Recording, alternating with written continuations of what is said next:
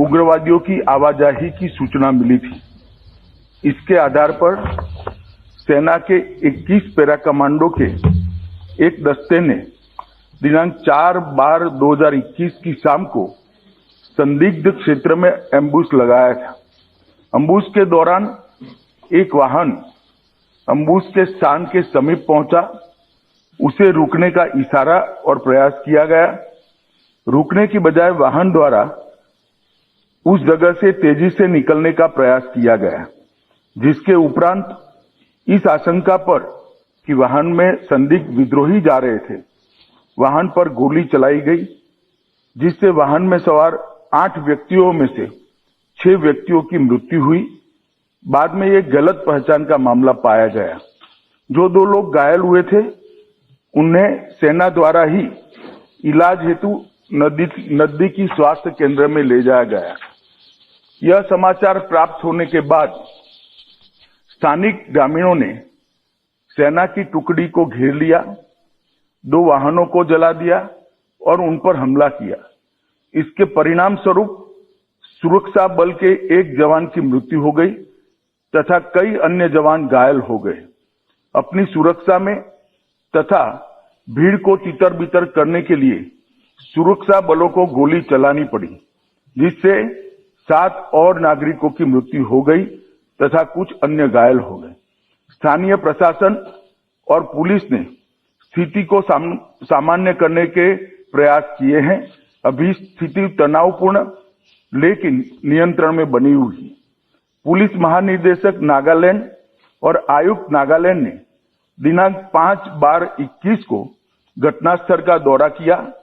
ताजित police थाने में घटना के बारे में प्राथमिकी दर्ज की गई है और मामले की गंभीरता को ध्यान में रखते हुए इस मामले को राज्य अपराध पुलिस स्टेशन को जांच के लिए सौंप दिया गया है।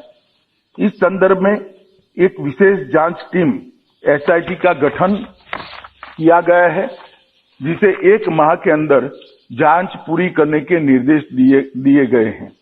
उपरोक्त घटना के पश्चात दिनांक 5/12/21 की शाम में लगभग 250 लोगों की उद्वेलित भीड़ ने मोन शहर में असम राइफल की कंपनी ऑपरेटिंग बेस पर तोड़फोड़ की। भीड़ ने सीओबी के मकान में आग लगाई, जिसके उपरांत असम राइफल की टुकड़ी को भीड़ को तितर-बितर करने के लिए गोली चलानी पड़ी। इसके कारण एक और नागरिक की मृत्यु हो गई और एक अन्य घायल हो गया। प्रभावित क्षेत्र में किसी और अप्रिय घटना को रोकने के लिए अतिरिक्त बलों की तैनाती कर दी गई है। सेना की 3 कोर मुख्यालय द्वारा एक प्रेस वक्तव्य जारी किया गया है, जिसमें निर्दोष नागरिकों की दुखद मृत्यु के घटनाक्रम पर अत्यधिक दुख सेना द्वारा व्यक्त किया गया है। सेना द्वारा इन दुर्भाग्यपूर्ण मृत्यु के कारणों की जांच उच्चतम स्तर पर की जा रही है और कानून के अनुसार समुचित कार्यवाही की जाएगी। घटना की सूचना मिलने पर मैंने तत्काल नागालैंड के गवर्नर और मुख्यमंत्री जी से संपर्क किया।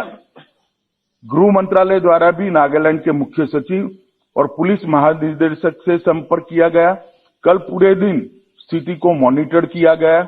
गृह मंत्रालय द्वारा तुरंत पूर्वोत्तर के प्रभारी अपर सचिव को कोहिमा भेजा गया, जहां उन्होंने आज सुबह नागालैंड राज्य सरकार के मुख्य सचिव एवं अन्य वरिष्ठ अधिकारियों और अर्धसैनिक बलों के वरिष्ठ अधिकारियों के साथ बैठक की स्थिति का विस्तारपूर्ण समीक्षा की है, ताकि यह सुनिश्चित किया जा सके कि शीघ्र सामान्य स्थिति बहाल हो।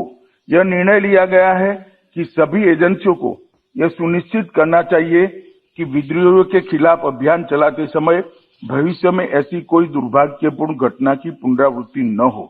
सरकार स्थिति पर सूक्ष्मता से नजर रख रही है और क्षेत्र में शांति और सौहार्द सुनिश्चित करने के लिए आवश्यकता अनुसार जरूरी उपाय भी किए जा रहे हैं।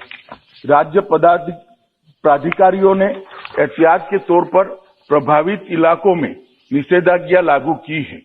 भारत सरकार नागालैंड में हुए इस दुर्भाग्यपूर्ण घटना पर अत्यंत खेद व्यक्त करती है और मृतकों के परिवारों के प्रति गहरी संवेदना व्यक्त करती हूं।